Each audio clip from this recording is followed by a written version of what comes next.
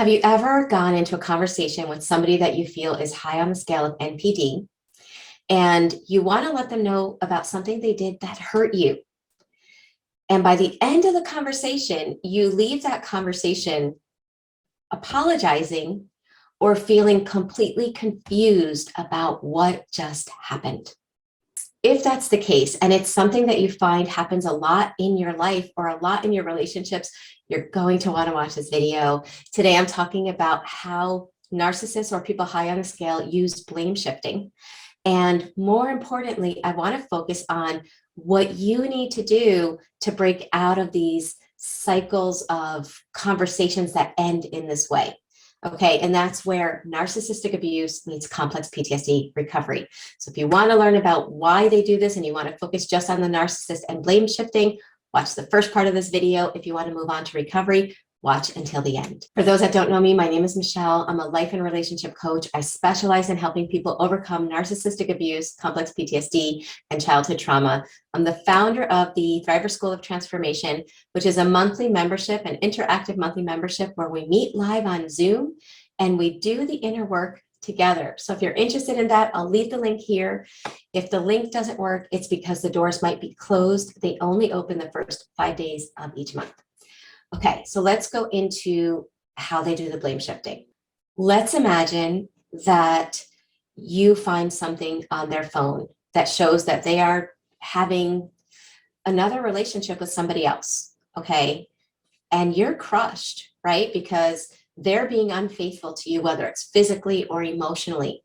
They're being unfaithful. And so you, in your right, bring this to them as a concern. Unfortunately, narcissists only see their perspective. They only care about their feelings. The higher up they are on that scale, which, by the way, it is a scale, right? So everyone's at a different place on that scale. But the higher up they are on that scale of narcissism, the less they're going to care about your feelings. And the only thing that matters is themselves. So you might bring this up and say, I found this and, I can't believe you're doing this. I'm hurt. How could you do this to our relationship?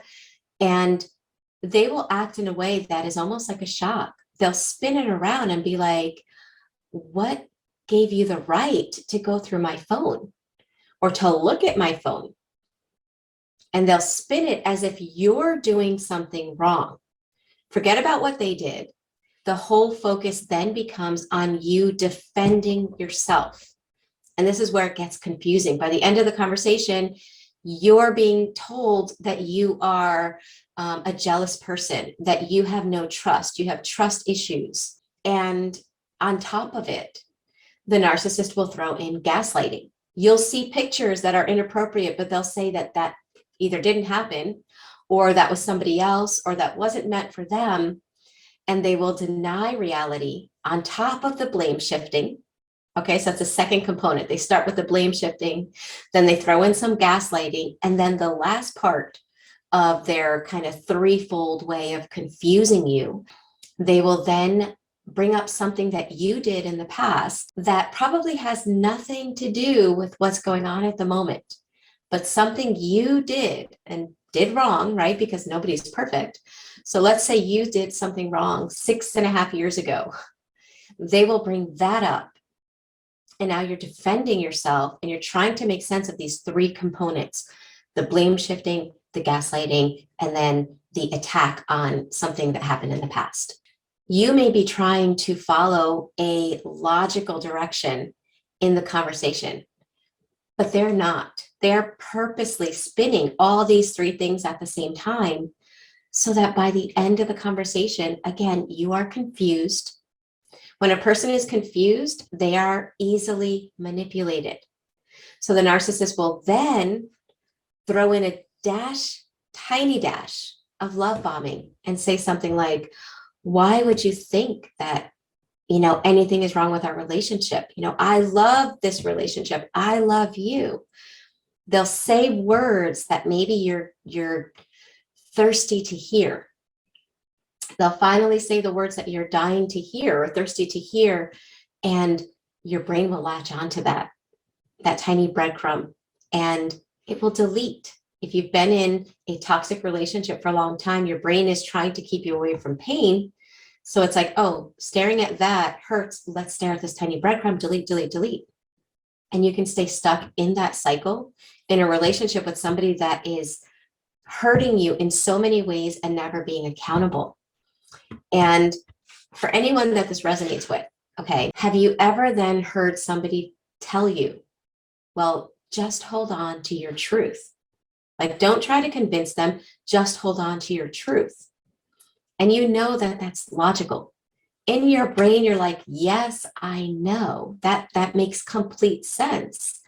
But the next time you're in a conversation with this narcissist, that logic goes out the window and you're back in those circular conversations that always end the same way. Okay, if that's your case, let's shift now into how to break out of this pattern, because it is a pattern and you can get stuck in this pattern for days, weeks, years, and sometimes decades. Okay, so it's important to understand how to break this pattern, because you're the only one that can break it. The narcissist doesn't want to break it. It works for them. Keeping you in this pattern works for them because they continue in the behaviors that they want to be in without any accountability.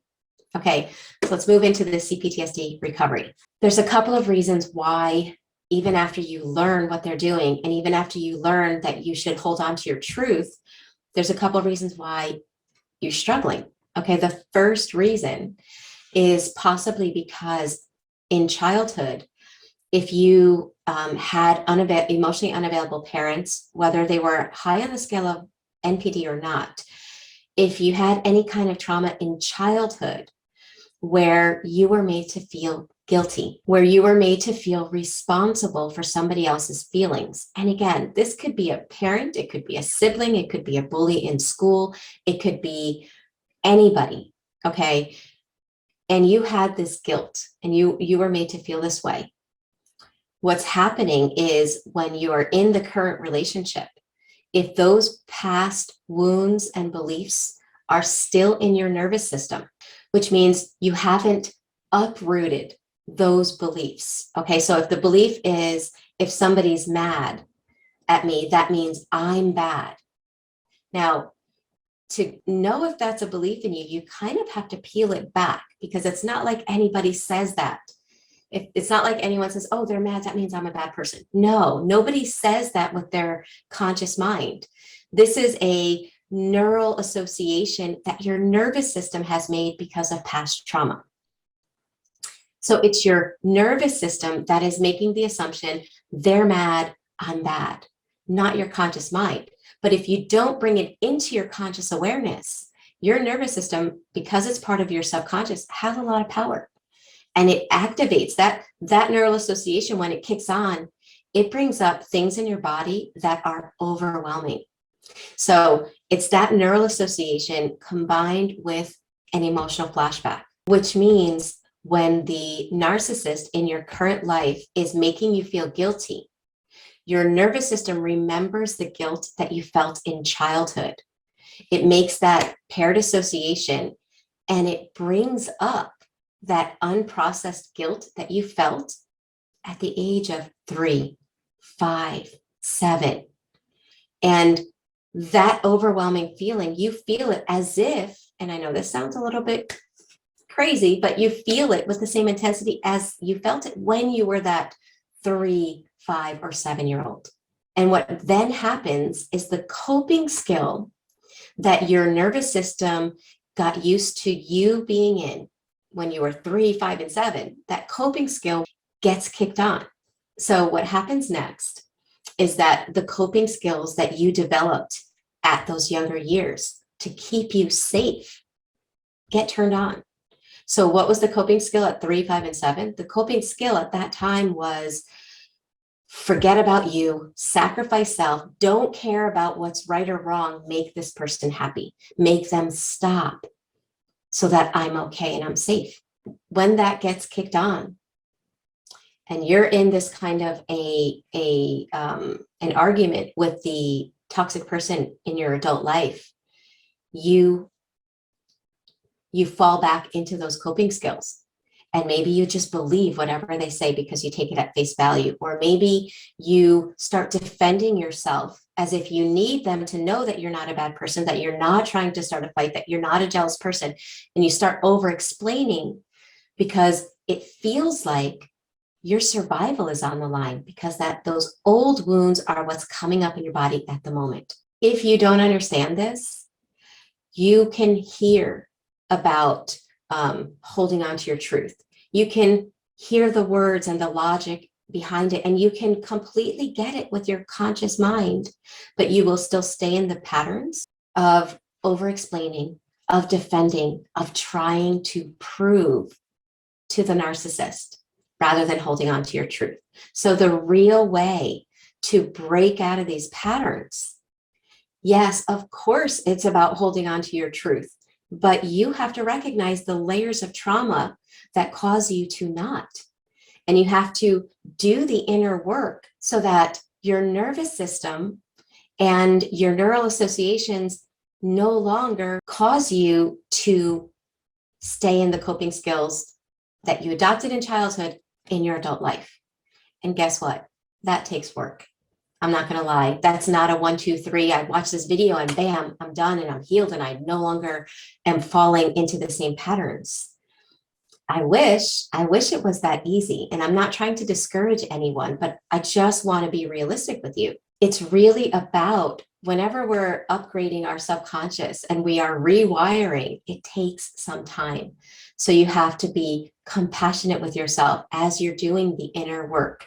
You have to be consistent. You have to be really dedicated to yourself. Okay. So if you're interested in doing this inner work, if you're interested in shifting from focusing on the narcissist to now focusing on what keeps you in the same patterns, make sure you check out the Thriver School of Transformation, because that's what we do.